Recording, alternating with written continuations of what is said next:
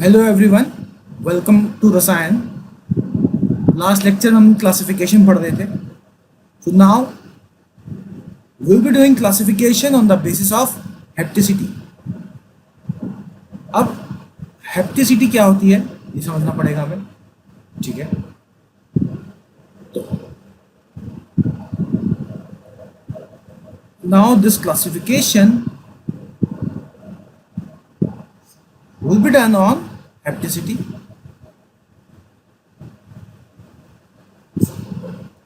अब हेप्टिसिटी क्या है, इसकी डेफिनेशन हम लिख लेते हैं।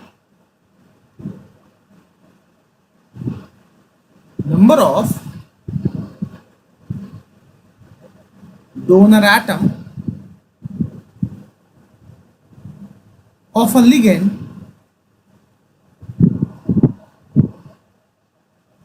that is attached to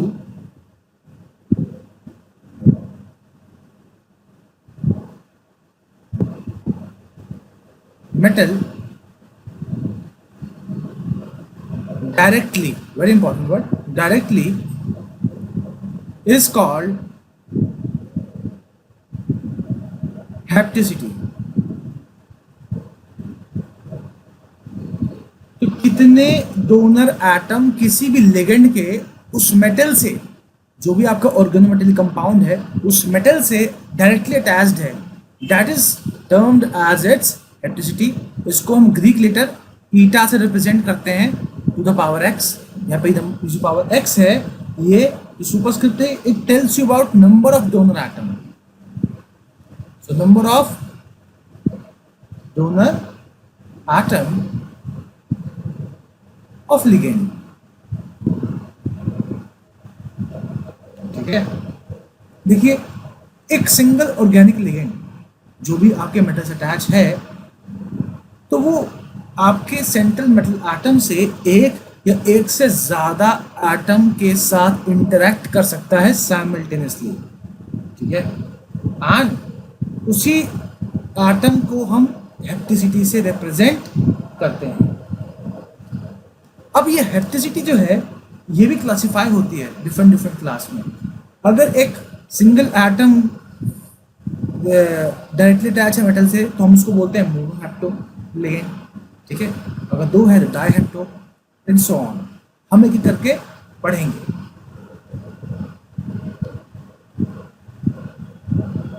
now सबसे पहले हम लेते हैं मोनोहेप्टो।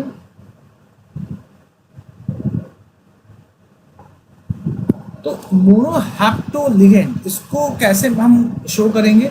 It is shown by like this. Monohapto ligand,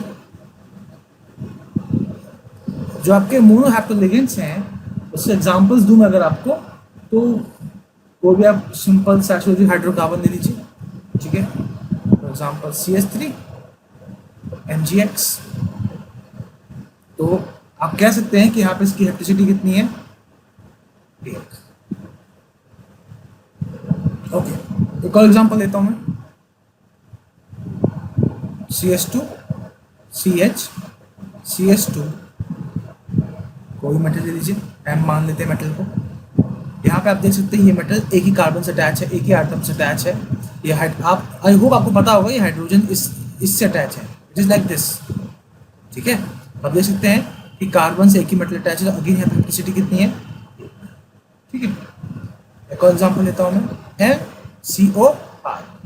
यहाँ पर अगेन आप देख सकते हैं कि ये मेटल एक ही कार्बन से अटैच है, तो उसकी हेप्टिसिटी भी कितनी हुई? 1 हुई। देन MC ट्रिपल बॉन्ड, ठीक है, मेटल कार्बन ले कोई। आप देख सकते हैं अगेन मेटल एक कार्बन से अटैच है, अगेन इसकी हेप्टिसिटी कितनी हुई? 1 हुई। और एग्जांपल लेते हैं, metal carbon, this is sulphur. Again देख सकते हैं यहाँ पे हेप्टिसिटी दोनों में ही 1 है, ठीक है, क्योंकि एक ही एटम अटैच है। I have 4 more examples. अच्छा, इसमें बताइए इसकी हेप्टिसिटी क्या होने वाली है? अब इस डबल बॉन्ड को लेकर अगर आप 2 सोच रहे हैं तो आपको थोड़ा सा याद रखना पड़ेगा, यहाँ पे आपको नंबर ऑफ कार्बन एटम देखने हैं कि मेटल कितने एटम्स अटैच हैं, ठीक है, ना कि बॉन्ड को ऑब्जर्व करना है। तो यहाँ पे भी आपका हेप्टिसिटी एक ही है। ये क्या है? एक कार्बीन है, ठीक है, इसके बारे में हम पढ़ेंगे। अच्छा, अब बताइए, अब तो आप बता ही देंगे अगेन इसकी हेप्टिसिटी कितनी है, 1, क्योंकि एक ही कार्बन अटैच है, ठीक है। आई होप आपको समझ में आ गया। तो दिस इज योर मोनो हैप्टोलिगेंड। अब हम समझते हैं डायहेप्टोलिगेंड। इसका स्क्रीनशॉट ले सकते हैं आप। चलिए, अब मैं अगर डायहेप्टो की बात करूं तो उसको रिप्रेजेंट करते हैं ईटा 2 से।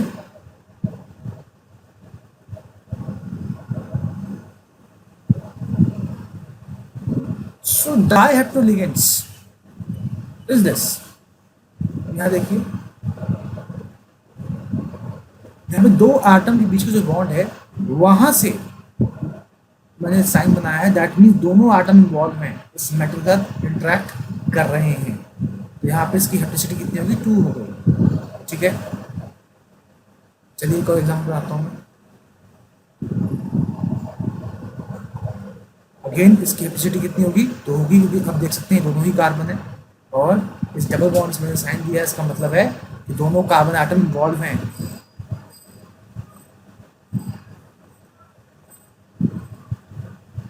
अच्छा बताइए, अगेन इसकी हेप्टिसिटी कितनी है, 1 है, सॉरी 2 है। अल्काइन है आपका ये है आपके डायहेप्टोलिगेंड्स। अब हम बात करते हैं ट्राइहेप्टोलिगेंड्स की।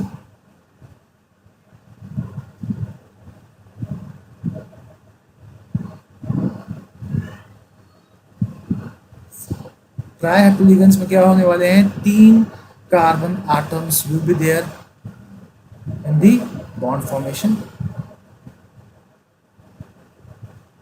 अब देख सकते हैं ये भी मेटल है, इस कार्बन से अटैच है, और यहां से भी इलेक्ट्रॉन का भी आ रहे हैं, 2 कार्बन एटम जो डोनर है उनसे, ठीक है। तो अब यहाँ पे कितने कार्बन एटम टोटल इन्वॉल्व हैं, 1 2 3, इसकी हेप्टिसिटी कितनी हुई, 3 हुई, ठीक है। और इसको हम ऐसे भी रिप्रेजेंट कर सकते हैं,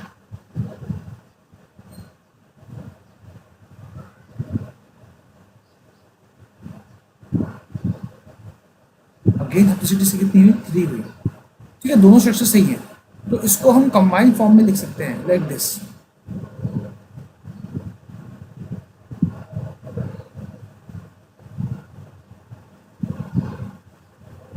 कई बार एग्जामिनर क्या करेगा, यूं करके यूं कर देगा, यूं कर देगा, और आपके मेटल से अटैच कर देगा। तो आपको याद रखना है, ये जो है वो दरअसल ये है, ठीक है, और ये जो है दरअसल इसकी या इसकी बात कर रहा है। तो उसको देख के कंफ्यूज नहीं होना नेक्स्ट टाइम कि ये क्या है, ठीक है, ये आपको याद रहना चाहिए। अच्छा, अब सपोज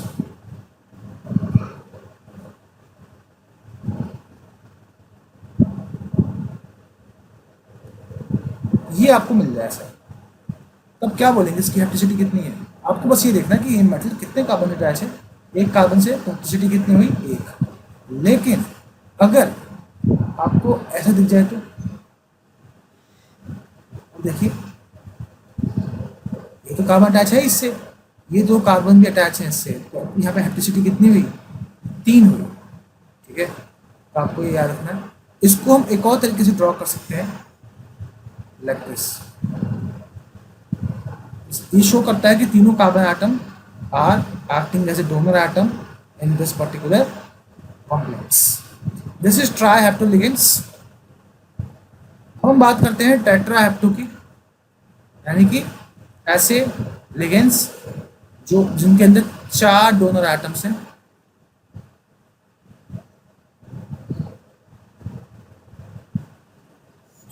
ठीक है, अब इनको देखिए, ये भी डोनेट कर सकता है, ये भी डोनेट कर सकता है इसलिए, तो मैं इजीली कह सकता हूँ कि इसकी हेप्टिसिटी कितनी है, 4 है, C4H6। इसकी हेप्टिसिटी कितनी हुई, 4। अब यहाँ पे ये डबल बॉन्ड भी डोनेट कर रहा है और ये भी कर रहा है, तो अगेन इसकी हैप्टिसिटी कितनी हुई 4। C4H4 मॉलिक्यूल की हैप्टिसिटी कितनी हुई 4।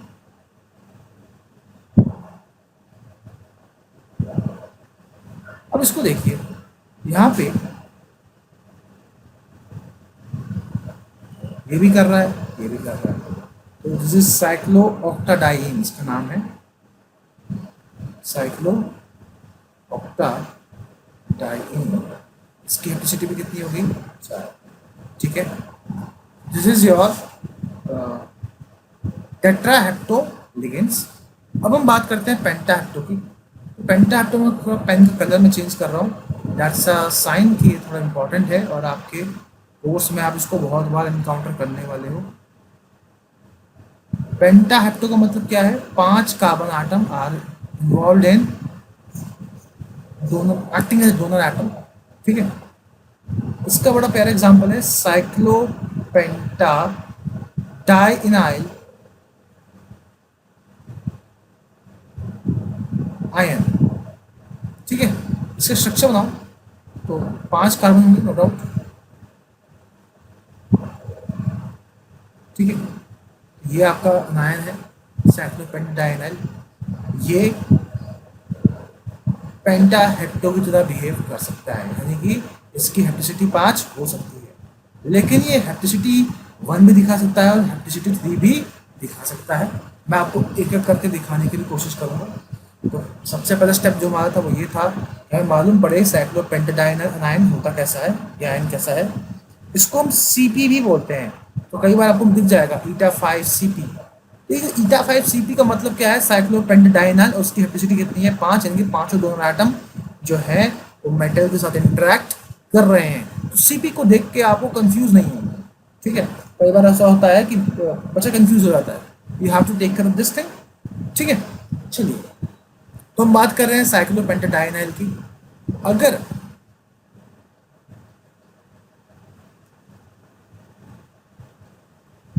आपका मेटल एटम सिर्फ और सिर्फ एक कार्बन से अटैच है तो यहाँ पे हैप्टिसिटी कितनी हुई 1 हुई, तो C5H5।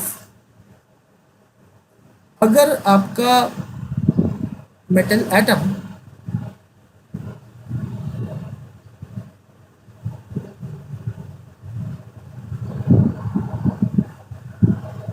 इस कार्बन से अटैच है और ये डबल बॉन्ड भी यहाँ पे पार्टिसिपेट इंटरेक्ट कर रहा है, इसका मतलब क्या है, इसकी हैप्टिसिटी कितनी है 3 है। तो ये देखिए मोनो हेप्टो की तरह बिहेव कर रहा है, ये ट्राई हेप्टो की तरह बिहेव कर रहा है। ठीक है, और अगर ये पांचों कार्बन आटम डोनर आटम की तरह बिहेव करें, यानी कि देखिए इससे भी अटैच है, ये भी अटैच है और ये भी अटैच है, इसका मतलब क्या है कि सारा कुछ ये पूरा रिंग जो है कोऑर्डिनेटेड, सॉरी ये पूरा रिंग जो है इंटरेक्ट कर रहा है मेटल से, तो आप कह सकते हो उसको ईटा5। ठीक है, तो इसकी हैप्टिसिटी कितनी हुई, और ये CP बोल सकते हैं, तो इसकी हैप्टिसिटी कितनी हुई 5 हुई। तो आपको ध्यान रखना है कि ये अपनी हैप्टिसिटी चेंज कर सकता है, और ऐसे मॉलिक्यूल जो अपनी हैप्टिसिटी चेंज कर सकते हैं उसे हम क्या बोलते हैं, can you tell me? Yes, fluxional molecules, or you can say fluxional ligands. ठीक है, तो ऐसे लिगेंड्स जो अपनी हैप्टिसिटी चेंज कर सकते हैं उन्हें हम फ्लक्सोनियल लिगेंड्स कहते हैं। These are pentahapto ligands. आपको इस बात का ख्याल रखना है कि ये अपनी हैप्टिसिटी चेंज कर सकते हैं, और जो अपनी हैप्टिसिटी चेंज कर सकता है उसे हम बोलते हैं फ्लक्सोनियल लिगेंड्स। ठीक है, देयर आर मोर एग्जांपल्स जहाँ पे आपका जो ये साइक्लोपेंटाडाइनाइल है वो एक साथ पेंटाहेप्टो भी बिहेव कर सकता है, डिफरेंट रिंग्स जो होते हैं, और मोनोहेप्टो बिहेव कर सकता है। Let's have a look.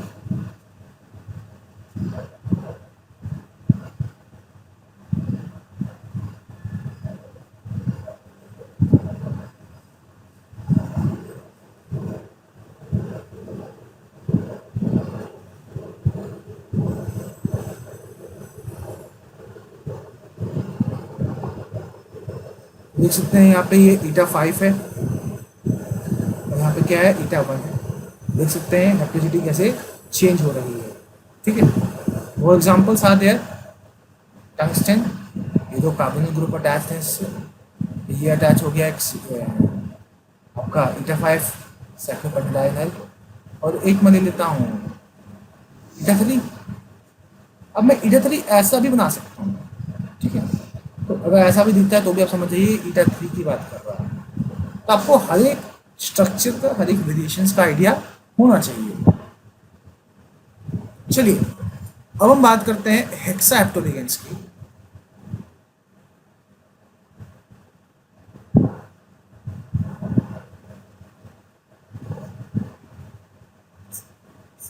हेक्साहेप्टोलिगेंड्स, नाम से समझ गए होंगे हैप्टिसिटी कितनी होगी, 6 होने वाली है, यानी कि 6 डोनर एटम्स होंगे। ठीक है, इसका बड़ा क्लासिक एग्जांपल जो है वो क्या है, बेंजीन है आपका। बेंजीन हेक्साहेप्टोलिगेंड से बिहेव कर सकता है। ठीक है, let us have a look. देखिए अगेन मैं कहूँगा ये भी फ्लक्सोनियल लिगेंड्स है,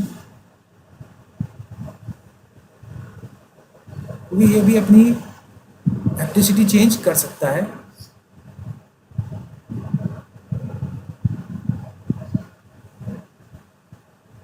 अब अगर इस सिर्फ और सिर्फ इस डबल बॉन्ड से अटैच है, यानी कि दो कार्बन एटम ही है जिसको दोनों इलेक्ट्रॉन डोनर है, तो कैपेसिटी कितनी हुई, 2 हो गई।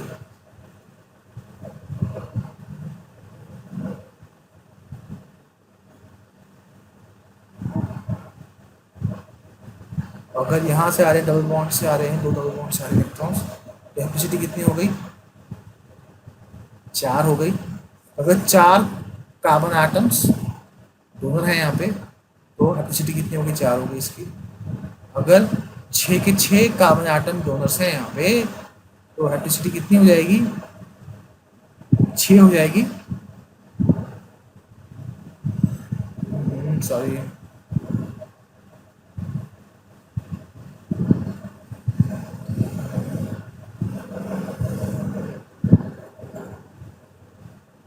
तो आप देख सकते हैं इसकी कैपेसिटी 6 है। इसको मैं बोल सकता हूँ ईटा 6 C6 H6।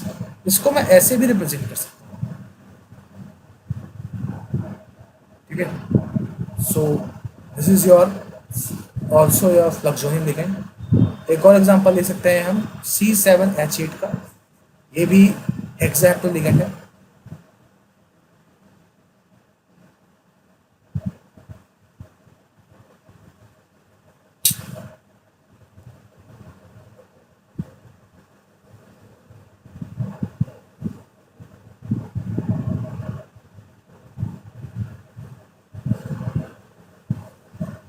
अगेन इसकी हैप्टिसिटी कितनी हुई, 6 हुई। Again you can see that.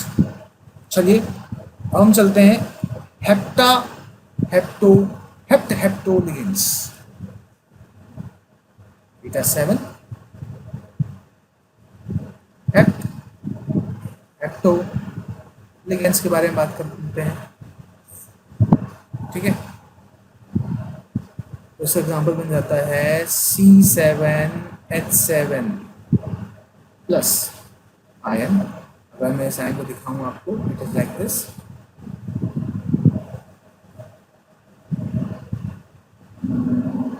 ठीक है, तो ये है जो हेप्टो की तरह बिहेव कर सकता है।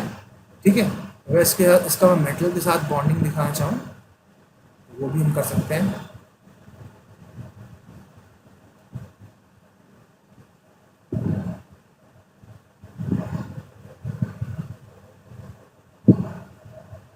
देख सकते हैं 2 4 6 एटम और एक 7 एटम। ठीक है, इस तरह से ये हेप्टो लिगेंड बन जाता है। Next is octa हेप्टो।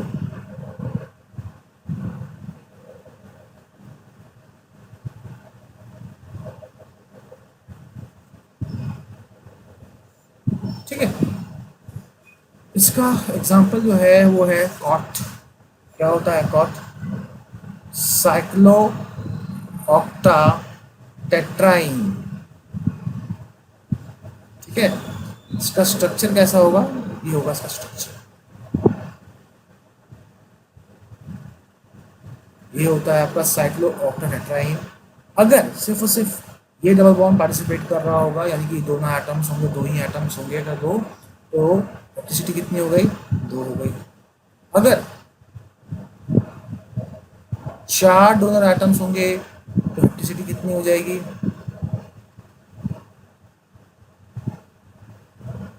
4 हो जाएगी।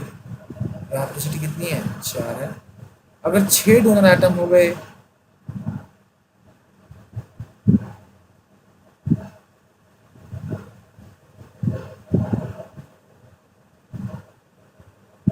तो इसकी इलेक्ट्रिसिटी कितनी हो गई, 6 हो गई। और अगर 8 हो गए, यानी कि चारों double bond are interacting with the central metal atom, इसकी इलेक्ट्रिसिटी कितनी हो गई, 8 हो गई। ठीक है, इस तरह से हम देख सकते हैं कि डिफरेंट डिफरेंट एटम्स जब कंबाइन करेंगे मेटल से तो वो डिफरेंट डिफरेंट इलेक्ट्रिसिटी देंगे। कुछ मेटल्स तो अपनी इलेक्ट्रिसिटी चेंज भी कर सकते हैं, और उन मेटल्स को हम क्या बोलते हैं, फ्लक्सोनियल लिगेंड्स। अच्छा, एक इम्पॉर्टेंट पॉइंट अब आपको याद रखना है, वो ये है कि electricity is a continuous process.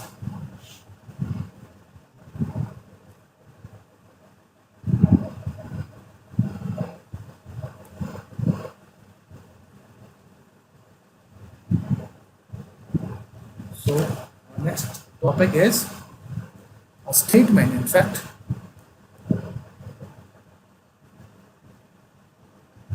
electricity is a continuous process. ठीक है, अच्छा चलिए,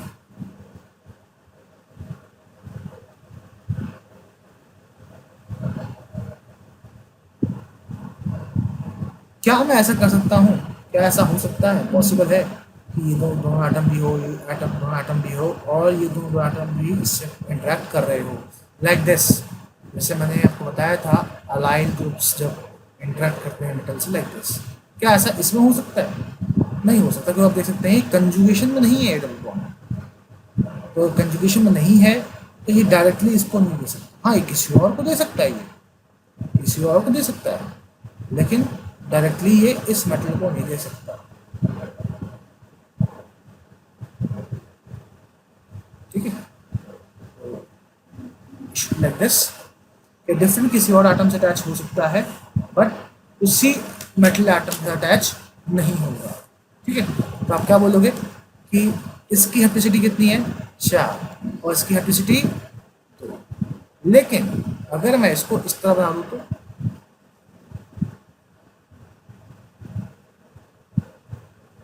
हाँ, अब हो सकता है, क्योंकि अभी ये कंटिन्यूस हो चुका है, अब कंजुगेशन में है, अब इसकी इलेक्ट्रिसिटी 6 हो सकती है। ठीक है, आई होप आपको ये याद रहेगा। ठीक है, एक और एग्जांपल ले लेता हूँ।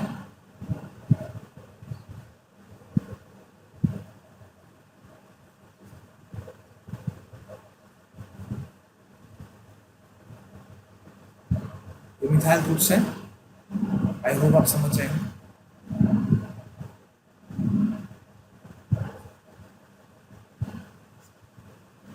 अच्छा, अब क्या बोलेंगे कि इसकी इलेक्ट्रिसिटी क्या है। अब देखिए, एक ही एटम ये है, एक एटम ये है, पर एक कंटिन्यूस नहीं है, इसलिए सब दोनों की अलग अलग इलेक्ट्रिसिटी होने वाली है। ठीक है, तो this is how we classify organometallic compound on the basis of their electricity. I hope आपको ये electricity वाला concept समझ में आया। If you like my video, please show your love. I'm available on Instagram. You can follow my channel on Instagram. I'm also available on Telegram. You can also follow my channel on this particular Telegram app. यहाँ पे आपको handwritten notes भी available हो जाएंगे। Do share with your friends about this lecture. Thank you so much for watching this lecture. Take care.